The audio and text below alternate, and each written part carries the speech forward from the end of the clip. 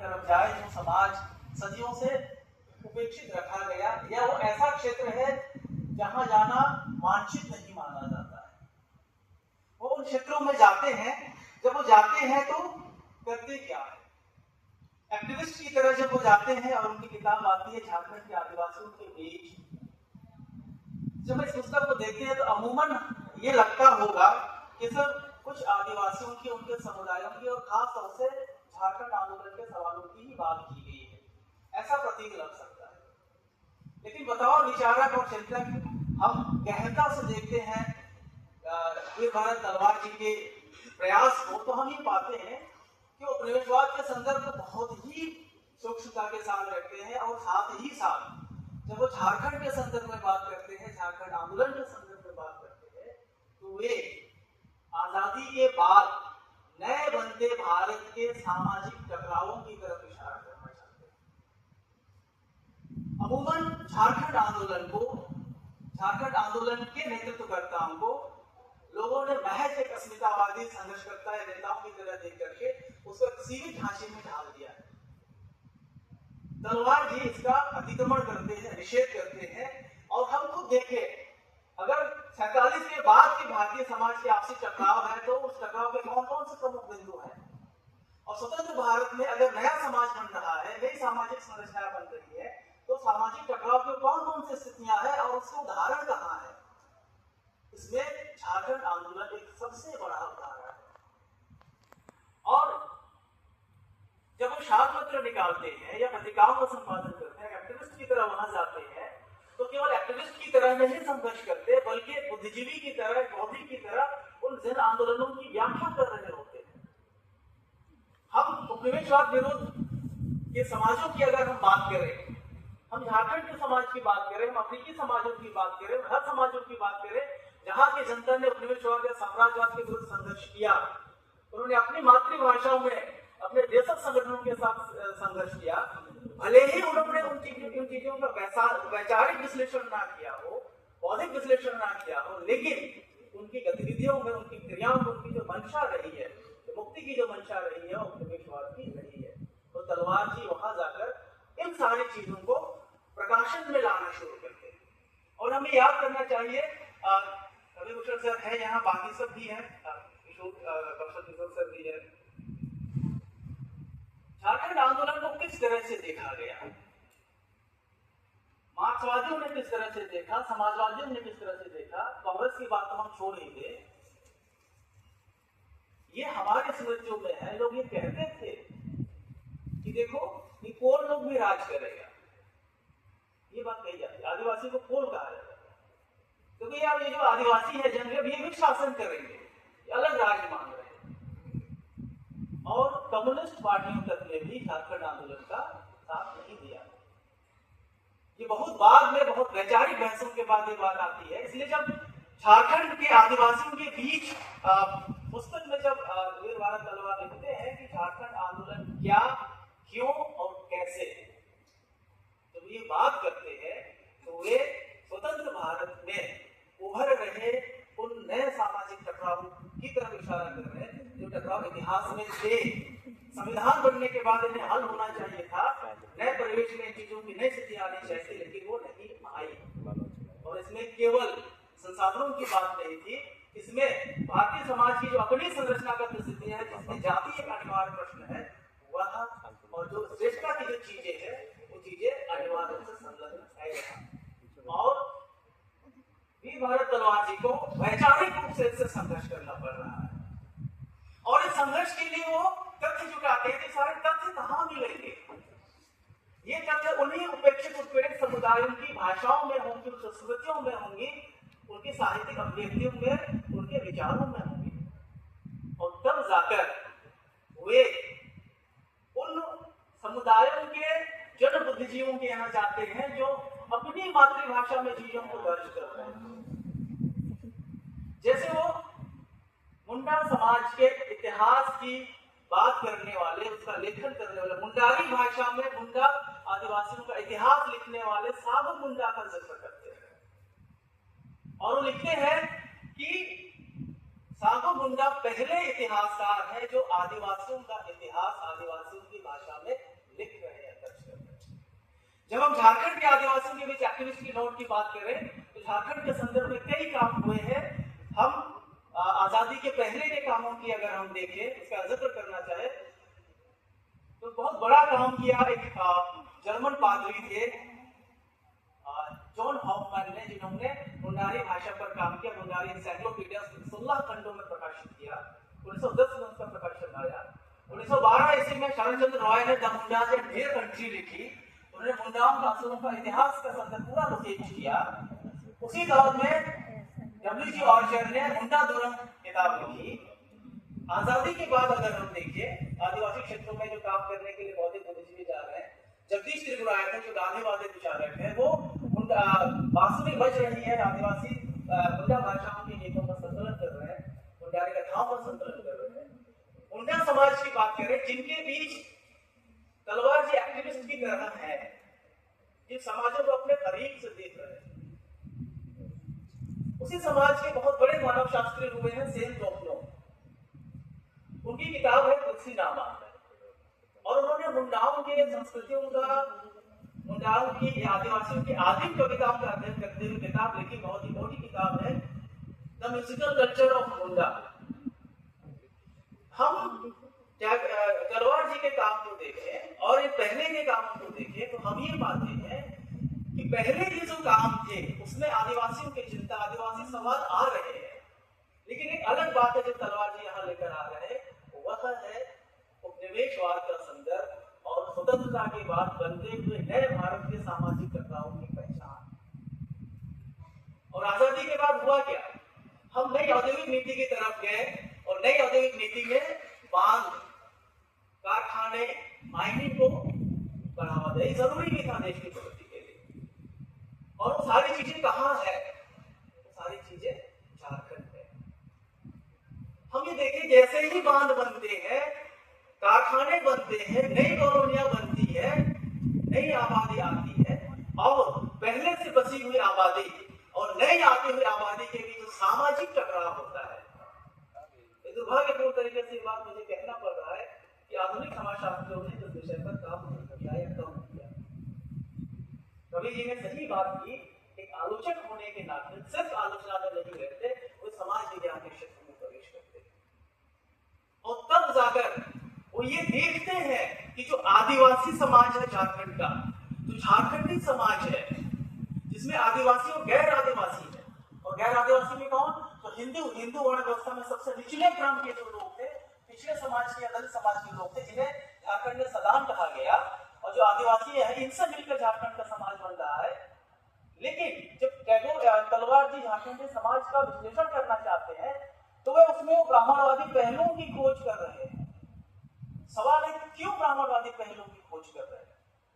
और ये जानना चाहिए कि झारखंड का समाज, आदिवासियों का समाज या दलितों का समाज, वह ऐसा समाज रहा जो न सीधे सीधे मुगल साम्राज्य के नियंत्रण में रहा, न मराठों के नियंत्रण में रहा, न ही अंग्रेजों के दौर में सीधे सीधे अंग्रेजों के नियंत्रण में रहा। तो उसने अपनी एक अलग सामाजिक स्थिति बनाई। तलवार जी ने बहुत बड़ा काम कर दिया कि झारखंड आंदोलन के जो दस्तावेज थे उन सारे दस्तावेजों का उन्होंने संकलन कर लिया। अगर ये संकलन ना होते तो शायद हम स्वतंत्र भारत में बन रहे हैं सामाजिक टकराव वर्गों की पहचान नहीं पाते। और उसमें उन्होंने ब्राह्मणवादी संस्कृतियों का मूल्यांकन इसलिए करना शुरू किया कि जो झारखंडी समाज जो अपनी बुनियाद में ब्राह्मणवाद को या उसके दंश को नहीं महसूस कर रहा, लेकिन जो आती हुई नई सामाजिक शक्तियां, जो नए वर्ग है, वो उसके साथ चले आ रहे हैं। और जो यह टकराव होगा, ये टकराव एक अलग रूप लेगा और ये वो समझाने की कोशिश करते हैं। और इसी कोशिश में वो झारखंड के बुद्धिजीवियों, लेखकों, आलोचकों की बात करते हैं, उसका जिक्र करते हैं, भाषा की बात करते हैं। और तलवार जी सबसे ज्यादा आदिवासी भाषाओं पर फोकस करते हैं, उनकी बात करते हैं, क्योंकि उन्हें ये लगता है जो प्रतिरोध की जो बुनियाद है वह इन आदिवासी देशी भाषाओं की यहाँ ही है, उनकी चेतना में मौजूद है और इस गौरव बहुत ज्यादा बल देते हैं। इसलिए उन्होंने उन भाषाओं के कवियों को याद किया, हिंदी के आलोचक होने के नाते, जिनके बारे आज भी हिंदी का साहित्य समाज विचार नहीं करता, जैसे भीलों की क्या कविता होगी? अफसोस जिनकी आबादी लगभग कुछ ही हजार बाकी रहेंगे, उनकी कविता क्या होगी? तो सबर खड़िया जिनकी जो विलुप्त प्राय समुदाय भाषा माने जाते हैं, उनकी कविता क्या होगी? संथालों की कविता क्या होगी? मुंडाओं की कविता क्या होगी? या दूसरे प्रांत में दिख रहे जो आदिवासी समुदाय है उनकी भाषाओं का चिंतन क्या होगा? तलवार जी ये जोखिम उठाते हैं, उन आवासीय क्षेत्रों में जाते हैं और प्रवेश करते हैं। जब जाते हैं तो कैसे देखते हैं? उदाहरण के लिए बहुत सारे संदर्भ है, जिनके समय की सीमा को मैं संक्षेप में ये आगे बढ़ूंगा। रामदयाल मुंडा की हम बात करते हैं। रामदयाल मुंडा न सिर्फ झारखंडी बौद्धिक समाज के सिरमौर रहे, वीर भरत तलवार जी ने उन्हें सिर्फ आदिवासी बुद्धिजीवी नहीं कहा, उसे सिर्फ झारखंडी बुद्धिजीवी नहीं कहा, उसे उन्होंने कहा रामदयाल मुंडा भारतीय आदिवासियों के बुद्धिजीवी हैं और अंततः उन्हें भारतीय समाज का बुद्धिजीवी माना जाना चाहिए।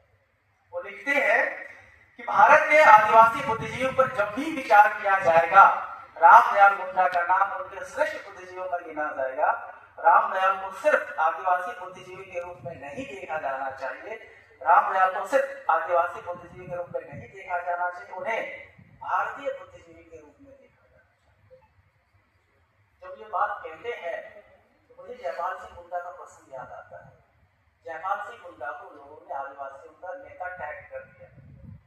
वह व्यक्ति जिसने ऑक्सफोर्ड में पढ़ाई की, जो आईसीएस का अधिकारी बना, जिसने भारतीय हॉकी टीम की कप्तानी की, जिन्होंने हॉकी के लिए आईसीएस की नौकरी ठुकराई और भारत को पहला ओलंपिक गोल्ड मेडल दिया है। आजादी के बाद जिन्होंने भारत में अलग अलग जातियों के एकीकरण की समस्या पर पहल की, नागा समस्या पर उन्होंने बातचीत की, हम उन्हें एक आदिवासी बुद्धिजीवी की तरह घेर देते हैं। तो तलवार जी जब बात करते हैं आदिवासी समाज की, तो झारखंड आंदोलन के अंदर से बुद्धिजीवी की पड़ताल करते हैं और देखते हैं कि इनका विचार और चिंतन कहाँ जा रहा है। तो इस मायने में ये बड़ी पहल करते हैं। और जब वो उनके भाषा साहित्य की तरफ जाते हैं तो वो जो बेहतर संदर्भ प्रस्तुत करते हैं, ये वाकई सीखने की बात है। हमारी हिंदी की आलोचना जब भी साहित्य के संदर्भ को प्रदर्शित करती है, वो केवल शक्तिशाली भाषा समाजों के साहित्य का ही संदर्भ लेती है। हम भारतीय भाषा की बात करते हुए हम तेलुगु, तमिल, मराठी, उड़िया, असमिया जैसे जो मेनस्ट्रीम की भाषा है, समाज की भाषा बन चुकी है, उसकी ही बात करते हैं। हम बात करते हैं भाषा के विश्व साहित्य की बात करते हैं तो हम अंग्रेजी, फ्रेंच, जर्मन, लैटिन, रशियन की भी बात करते हैं। हम नेटिव अमेरिकन की कविताओं में लिटरेचर की बात नहीं करते। तलवार जी की चिंता यहाँ से, और जब वो रामदयाल मुंडा पर विचार करते हैं, झारखंड के समग्र आंदोलन पर विचार करते हैं, झारखंड के बुद्धिजीवी पर विचार करते हैं, तो ये कहते हैं, सवाल करते हैं कि जिस तरह से अफ्रीका में रंगभेद की नीतियों के खिलाफ एक विद्रोह की दृष्टि बनी, क्या उसी तरह से झारखंड आंदोलन के भीतर से क्या कोई आदिवासी दृष्टि बन रही है या नहीं बन रही है? अगर वो आदिवासी दृष्टि बन रही है, साहित्य में चीजें आ रही है, तो फिर उसे कैसे देखें? या अगर कोई युवा आदिवासी लेखक है, लेखिका, अगर वो लिख रहा है, लिख रही है, तो कैसे देखें? तलवार जी दरवाजों को खोलते हैं। अगर वो जोराम यालाम के उपन्यास, जो अरुणाचल के आदिवासी समुदाय की लेखिका है, तो जंगली फूल उपन्यास लिखती है, तो जोराम यालाम के जंगली फूल उपन्यास की आलोचना करते हुए डैनियल डीफो के रॉबिन्सन क्रूसो को याद करते हैं। वे वार्डवर्थ को याद, द्विवेदी जी के उपन्यास वार्डवर्थ की आत्मकथा को याद करते हैं और ये जोड़ते हैं कि देखिए जिसे आप आदिवासी समुदाय करके एक संकीर्ण दायरा बताते हैं, उनके साहित्य को एक सीमित लोकेशन में रखते हैं, उनकी चेतना और जब रामदयाल मुंडा पर चिंतन करते हैं तो ये रामदयाल मुंडा को भारतीय समाज की आलोचना की परंपरा में देखते हैं। भारतीय समाज की आलोचना की परंपरा जो वैदिक उत्तरवैदिक समय से नास्तिकों और आस्तिकों की धारा के रूप में चली आ रही है, इसमें ब्राह्मण धर्म उसके पक्ष विपक्ष के रूप में चली आ रही है, उसके संदर्भ में रामदयाल मुंडा को देखते हैं और लिखते हैं। उन्होंने लिखी है अपनी बातें, मैं पढ़ना चाहूंगा। कुछ बिंदुएं वो देते हैं कि अगर हमें इस तरह के विचारों को समझना है तो कैसे समझ कि दलित उत्पीड़ित बुद्धिजीवियों के तौर पर फुले अंबेडकर की भारतीय समाज की आलोचना की परंपरा के साथ रामदयाल मुंडा का क्या संबंध है? रामदयाल मुंडा भाषाविद थे, अमेरिका में प्रोफेसर थे, झारखंड आंदोलन के दौरान वापस आए, झारखंड आंदोलन का बौद्धिक नेतृत्व किया। उन्होंने मुंडारी भाषाओं में कविताएं लिखी, नागपुरी भाषाओं में लिखी, हिंदी में लिखा, अंग्रेजी में लिखा, और उन्होंने संस्कृत साहित्य के अंदर आदिवासी समुदाय की उपस्थिति, उन चीजों की पड़ताल की। उन्होंने मुंडा भाषा और संस्कृत भाषा के संबंधों पर विचार किया। इसलिए कहते हैं वीरभद्र तलवार जी कि मुंडा जी का जो चिंतन है वह फूले की तरह जो पुरोहितवादी जो ढूंढता है समाज की, उसका पर्दाफाश करना चाहते हैं। वे अम्बेडकर की परंपरा में विवेक सम्मत आलोचना बनाना चाह रहे हैं, विश्लेषण करना चाह रहे हैं, और अंततः भारतीय संस्कृति में जो अनार्य तत्व है उस अनार्य तत्व को वो रेखांकित करना चाह रहे हैं। और जब ये सारी बातें तलवार जी कह रहे होते हैं तो उनके पास बहुत सारे आधार है, भाषाओं की ऐसी भाषाओं की जिनके बारे में भाषा विज्ञान के लोग नहीं बात करते। तो ये बड़ी बात है। और वे रामदयाल मुंडा की बात करते हुए वे नुगु की अक्षाओं की बात करते हैं, और बात करते हैं कि झारखंड का जो परिवेश है स्वाधीनता के बाद का, इससे पहले का परिवेश बना है, और जो अफ्रीका का परिवेश है, केनिया का जो परिवेश है, ये एक जैसा है। तो उनको लगता है कि नुगु या थ्यांगो के यहाँ का जो चिंतन है उसी तरह का चिंतन यहाँ रामदयाल मुंडा के यहाँ या यहाँ की भाषाओं में है, होनी चाहिए। उसी खोज करते हैं, पड़ताल करते हैं, और वो बहुत ही गहनता के साथ विचार करते हैं कि किस तरह से नुगु या थ्यांगो यूरोपियन भाषा को छोड़ते हुए अपनी मातृभाषा की खुइयों की तरफ आते हैं, और वहां तो समाज के अंदर उभर रहे आते तो प्रवेशवादी शक्ति को चिन्हित करते हैं। और इसी क्रम में वो ये देखते हैं कि रामदयाल मुंडा नुगु या थ्यांगो से उल्टा चलते हैं। रामदयाल मुंडा जी मातृभाषाओं से, क्षेत्रीय भाषाओं से, प्रांतीय भाषाओं से फिर वो राष्ट्रीय भाषाओं की तरफ जाते हैं। और कहीं ना कहीं इस बात का अफसोस भी है तलवार जी को कि रामदयाल मुंडा जी को जो भूमिका निभानी चाहिए थे मौलिक समाज के बतौर भाषा के रूप में वो नहीं हो पाई, उनको भी लगता है। एक दूसरा बड़ा हिस्सा जन आंदोलनों का मैं संक्षेप में करूंगा। तो जन आंदोलन उभर कर आए, एक हम लोग जानते हैं आजादी के बाद बहुत बड़ा सवाल आया कि जंगल के मजदूरों का सवाल आया। लोग औद्योगिक मजदूर तो जानते हैं, खेतीहर मजदूर तो जानते हैं, लेकिन जंगल की मजदूरी कौन है? एक ऐसा समाज जहां उस तरह का आर्थिक संरचना वर्ग नहीं बना रहा, लेकिन अब अगर वह जंगल के मजदूर बन रहे हैं, मजदूर का अपना समाजशास्त्र है, यानी कोई मालिक या कोई सत्तावादी होगा तभी मजदूर होगा, तो जंगल का मजदूर वाला मसला क्या आ रहा है? जंगल का मजदूर यानी वो सारे आदिवासी, वो जो बीड़ी पत्ते एकत्रित करते हैं, जो महुआ साल चलन चलते हैं, उनका सवाल। तो झारखंड में इसको लेकर बहुत ज्यादा आंदोलन हुआ, और यह आंदोलन उनके साथ था जो बाहर से आ रही शक्तियां थी, और तलवार जी के शिष्य की तरह, साथी की तरह रहे। तलवार जी जानते हैं देवेंद्र मान जी को, जिन्होंने जंगल मजदूरों के खिलाफ बीड़ी पत्तों के बोले के लिए बड़ी लड़ाई लड़ी और जिनकी हत्या कर दी गई। वे खरखई नदी बांध आंदोलन की बात करते हैं, वह सिंहभूम के जंगल आंदोलन की बात करते हैं 1978 से, और वे ऐसे प्रसंग लाते हैं जिन पर लोग नहीं बात करते हैं, नहीं जानते। खरखई आंदोलन का जिक्र इसलिए करना चाहूंगा, तलवार जी 78 का प्रसंग किया है। जब ये आंदोलन आगे बढ़ा 1980 में, इस आंदोलन का नेतृत्व किया 1971 की लड़ाई में शामिल हुए एक फौजी ने जिनका नाम था गंगाराम कलुटिया। 71 की लड़ाई के बाद उन्हें भारत सरकार ने राष्ट्रपति पदक से सम्मानित किया।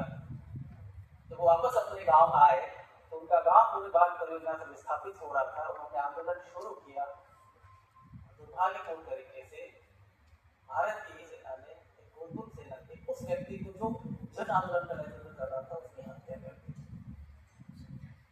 मैं बहुत चूंकि ये एक ऐसा प्रसंग है जो बहुत भावुक करने वाला है, क्योंकि तलवार की बात महसूस कर सकते हैं, मैं खुद महसूस कर सकता हूँ।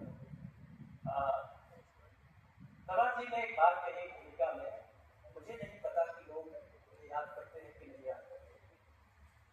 मैं यहाँ से कहना चाहूंगा तलवार जी को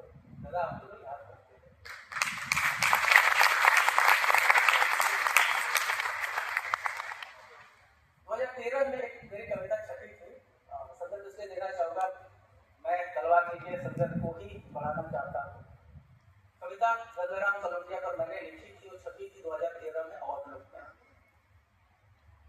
लेकिन मुझे फोन आया, लोगों ने कहा कि आप बिल्कुल बोल रहे हैं। हाँ, हमने आपकी कविता पढ़ी और अपने खरकई नदी आंदोलन में गंगाराम कलौटिया को याद किया, और कविता पढ़कर या आपको देखकर हमें लगा कि हम अभी जिंदा हैं। हम तो सोच रहे थे कि दुनिया हमें भूल गई है। ये संवाद जो माध्यम है जो बाधाएं पैदा करती है, सत्ता बाधा पैदा करती है, लेकिन तलवार जी को आंदोलनकारी आंदोलन के लोग याद करते हैं। ये बहुत बड़ी बात है, ऐसी चीज है जो हिंदी समाज में हिंदी आलोचना ने नहीं की। भाषा के बड़ा संदर्भ सब कभी बात की जा सकती है, तो मुझे लगता है कि इन चीजों पर बात होनी चाहिए। लेकिन इन चीजों के बावजूद दूसरी बात है जो तलवार जी से मुझे कहनी है, वो असहमतियों की है, और ये कुछ ऐसी असहमतियां हैं जो मुझे व्यक्तिगत तरीके से, परिवेशगत तरीके से परेशान करती है।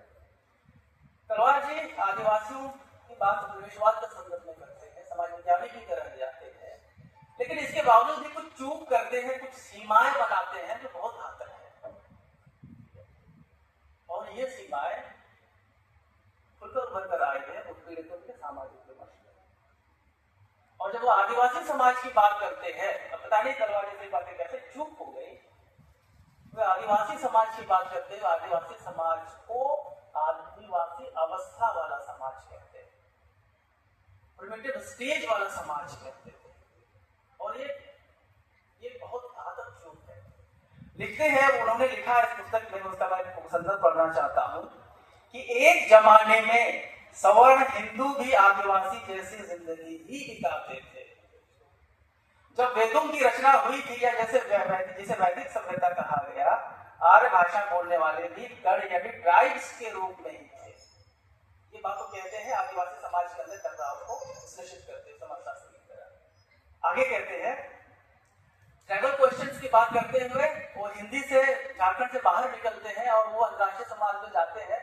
तो उन्हें पेरू के लेखक है मारिया वार्गास लोसा, जिनको 2010 में नोबेल का सम्मान मिला, एल अब्रादोर की बात करते हैं। तो उससे असहमत होते वो कहते हैं कि क्या यह संभव है कि आपके आसपास लगातार परिवर्तन हो रहे हो, उथल पुथल हो रही हो, लेकिन आप हमेशा उसी तरह से रहते हैं जैसे आपके बाप दादा रह रहे थे? क्या यह संभव है कि आदिवासी समाज पर बाहरी समाज का कोई प्रभाव ना पड़े, इस प्रभाव से उनके समाज में किसी भी तरह का परिवर्तन ना आए? वास्तव में यह संभव ही नहीं है। अगर यह संभव होता तो आज हम भी उसी आदिवासी अवस्था में होते जिसमें हजारों साल से हमारे लोग रह रहे हैं। और ये बात भी करते हैं आदिवासी समाज की, करते हैं आदिवासी अवस्था की बात करते हैं। और इसे मैंने घातक क्यों कहा? कितना घातक, इससे क्या हो जाता है? एक तो समाज विज्ञान की ऐतिहासिकता का ही वैज्ञानिकता की विश्लेषण नहीं। दूसरी बात, इससे क्या होता है?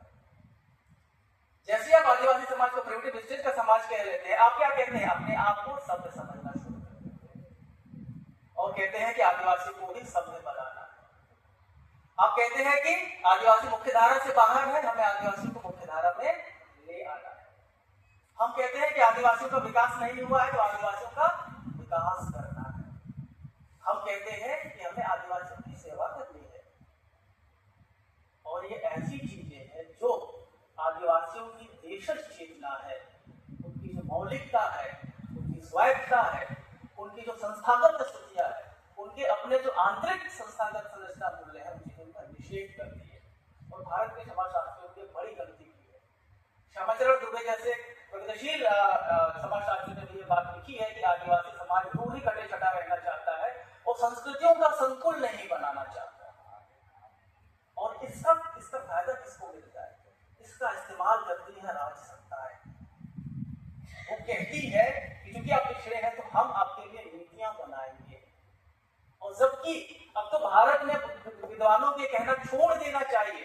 संविधान में 5वीं और 6वीं अनुसूचियां बनी हुई जिसके बारे में कम जानते हैं। मार्क्सवादी कम विचार करते हैं, अम्बेडकरवादी कम विचार करते हैं, लोग कम इस चीज को समझ पाते हैं। 5वीं और 6वीं अनुसूची यही बात कहती है कि आदिवासियों की जो अपनी चेतना, अपनी स्वायत्तता, अपनी गणतांत्रिक स्थितियां है, उसके लिए उन्हें हम एक भिन्न स्थिति प्रदान कर रहे हैं और ये कोई उन्हें निर्देशित नहीं कर पाएगा। और ये उस एक सामाजिक नैरेटिव से बनता है। ये सामाजिक नैरेटिव नागरिकों को इस बात इस तर्क के साथ खड़ा करता है कि उनका तो विकास ही तो करना है, तो सही तो हो रहा है, तो विरोध कर रहे हैं तो सब तो नक्सली है, विकास विरोध है। तो ये जो चीजें हैं ये दुर्भाग्यपूर्ण तरीके से है और इस वजह से जो स्थितियां पैदा हुई, मैं 2 उदाहरण देकर अपनी बात आगे खत्म करूंगा। बस्तर और मणिपुर आज की तारीख में, अगर बस्तर और मणिपुर की स्थितियां इस रूप में हुई है तो उसमें यही समाजशास्त्र नैरेटिव काम कर रही है, तो सत्ता और राजनीति और ब्यूरोक्रेट्स और किसी भी चीज को चलाते हैं। मणिपुर की घटना को महज मैतेई और कुकी के झगड़े की तरह लोगों ने देखा, लेकिन किसी ने 2001 ईस्वी में बने फॉरेस्ट रोड एक्ट को नहीं देखा, किसी ने लैंड सर्वे एक्ट को नहीं देखा, जिन्होंने वहां की एडीसी की जो संस्था थी उसे नहीं देखा, वहां की छठी अनुसूची की तरह की संवैधानिक शक्तियों को लोगों ने नहीं देखा, उसे सुपरसीड कर दिया, bypass कर दिया। तो ये इस तरह के जो नैरेटिव्स होते हैं, ये नैरेटिव आदिवासी समुदाय के हित में नहीं होते। इसलिए मुझे लगता है कि प्रगतिशील आलोचना जब नए सामाजिक क्षेत्रों में जाती है तो उसे समाजशास्त्र के नए संदर्भों को भी समझना चाहिए, तब जाकर उसकी आलोचना हो पाए। और मैं बहुत विस्तार में मुझे बात कह रही थी क्योंकि तलवार जी ने बहुत सारे सवाल किए कि आदिवासी साहित्य की अवधारणा की क्या जरूरत है, फिर आदिवासी विमर्श को नहीं पसंद करते, विमर्श को नकारते हैं, इसके भी जवाब दे रहे थे। खैर हाँ, क्योंकि मुझे समाप्त करना है तो एक कविता से समाप्त करूंगा जो मैं कविता मैंने लिखी तो थी स्त्रीवाचक की तरह, लेकिन मैं इसे उनके संबोधन में पुरुषवाचक ही पढ़ूंगा।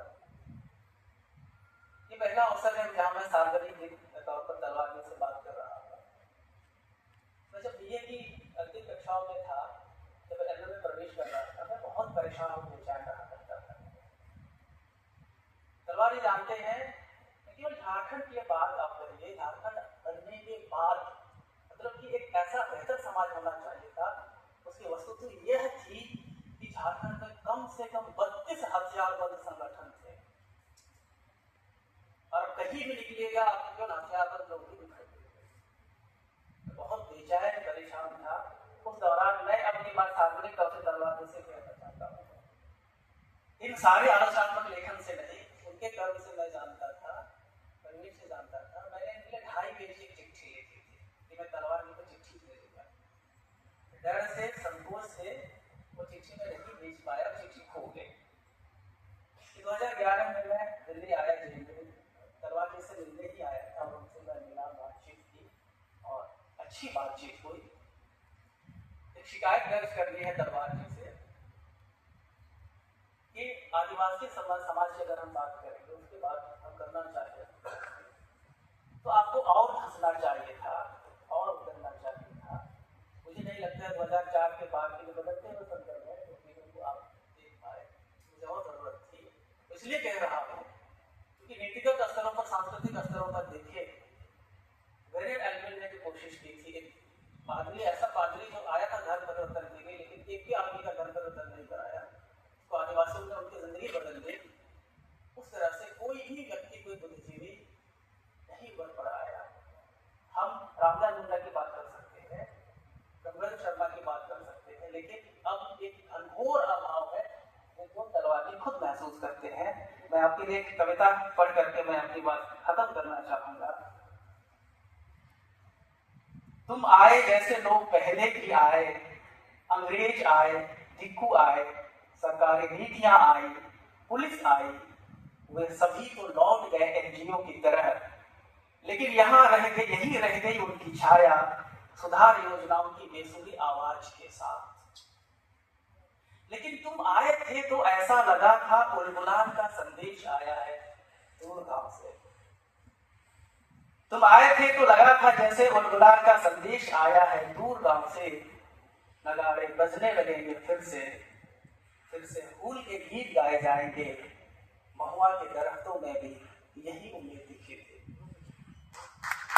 उम्मीद नई खत्म होती है, सीमाएं लगी रहती है। हम उम्मीद के साथ ही समापन करते हैं। मैं लखनऊ विश्वविद्यालय के हिंदी विभाग